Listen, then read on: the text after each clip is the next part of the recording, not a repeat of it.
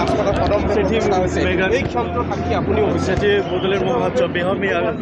भारतनि गाहाय मन्थ्रि नरेन्द्र मदि बिथाङा फैनानै थांबाय बेयाव माखासे खोथा बेनि सायाव मा बुंनो सानो गोदान दिल्लीयाव जि थांखि लानानै बड'लेण्ड महोत्सव खुंदोंमोन बे थांखिया जाफुंसार जाबाय होननानै आङो बुंनो सानो मानोना बर' थुनलाइ आफाद दुलाराय बर' फरायसा आफाद आरो बर' हारिमु आफाद बर'नि गोनांथार आफाद बेजों लोगोसे बड'लेण्ड काउन्सिल आरो बर' जि जोंहा कसारी वेलफेयार काउन्सिलनिफ्राय लानानै गोबां आफादफ्रा जयै बेवहाय जि बड'लेण्ड महोत्सव खुंदों बेवहाय बर' हारिनि जि सिनायथि बर' हारिनि हारिमुखौ मुलुगनि मानसिफोरनि सिगाङाव दिन्थिफुंनाय आरो लोगोसे जोंनि आद्रा थानाय जिखिनि बड'लेण्ड जेंना बा बर'नि जेंनाफोरखौ सुस्रांनो थाखाय मोनसे थांखि लानानै बेखौ खुंनाय जादोंमोन आरो मैया भारतनि प्राइम मिनिस्टार बिथाङा बेवहाय नुजाफैनानै बे गासैबो बाथ्राखौ जोबोद रोखा रोखा बुंलांबाय आरो बिथांनि जि मेसेज बियो जोबोद क्लियार कि बर'फोरजों बिथाङा अराय सम दङ आरो इयुनावबो थागोन आरो जोंनि सोरगिदिं जौगानायनि थाखाय बिथाङा अराय सम खामानि मावगोन आरो बेखौ माब्लाबाबो बियो मेंनाय नङा बेबायदि मोनसे बाथ्रा बुंलांदों दा भारतनि प्रधान मन्त्रि सासेया बेबायदि बाथ्रा बुंनाया जोंनि थाखाय बेसेबा गिदिर मोनसे एचिभमेन्ट दा ओंखायनो आं सानो जे जोंनि बेवहाय जि मोनसे महोत्सव खुंनाय बेयो जाफुंसार जाबाय आरो लोगोसे फिन खेबसेबाव दिनै भारतनि राजधानियाव बर' थुनलाइ आफादनि जोङो जोनोम सानखौ बेवहाय फालिदों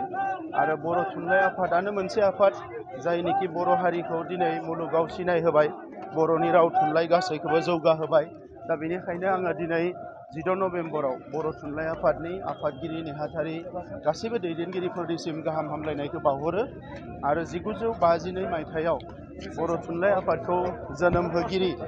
बै समनि सनाराम थावसेन आरो जयभद्र हागजेर बिथांमोननोबो आङो सिबिनायखौ बावो बर' रावनि थाखाय जाय बिथांमोना जिउ गारदोंमोन बिथांमोननि खाथियावबो आंनि गोसो गोरबोनि खुलुमनाय आरो सिबिनायखौ आङो बावहरो लोगोसे जाय बिथांमोना दिनै गोदान दिल्लीयाव फैनानै जोंनि बर'नि हारिमुखौ दिन्थिफुंफैबाय बयबो बाहागो लाबाय बयनिसिमबो आं साबायखर बावदों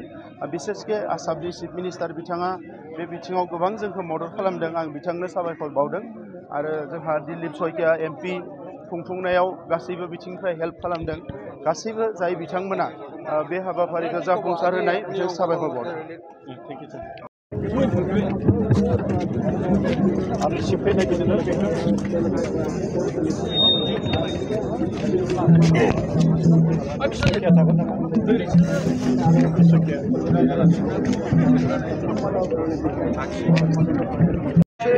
नीलकण्ठ गयारि मानगोनां बिथां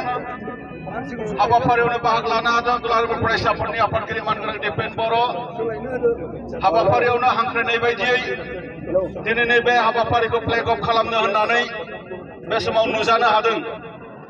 मानिजाथाव MP जयन्त बसुमतारी फुंबिलिनि बयनिसिमबो गोजोननायखौ होग्रोबाय गिबि बड'लेण्ड महोत्सव भारतनि राजधानी बे दिल्लीयाव बे कालचारेल रेलियाव नीलकण्ठ गयारि मानगोनां बिथां हाबाफारियावनो बाहागो लानो हादों दुलाराय बर' फरायसा आफादनि आफादगिरि मानगोनां दिपेन बर' हाबाफारियावनो हांख्रायनाय बायदियै दिनैनि बे हाबाफारिखौ फ्लेग अफ खालामनो होननानै बे समाव नुजानो हादों मानिजाथाव MP जयन्त बसुमतारी ধন্যবাদ জ্ঞাপন কৰিছোঁ আৰু এই যে তেওঁ কষ্টৰ বিনিময়ত যে শান্তি আহিল সেইটো অমৰ আখৰেৰে লিখা থাকিব সেই কথা মই প্ৰকাশ কৰিছোঁ আজি শোভাযাত্ৰা আমি ওলাম আৰু 5,000ৰো অধিক অংশগ্ৰহণেৰে যি শোভাযাত্ৰা সাংস্কৃতিক শান্তিৰ কাৰণে যি মেগা ৰেলী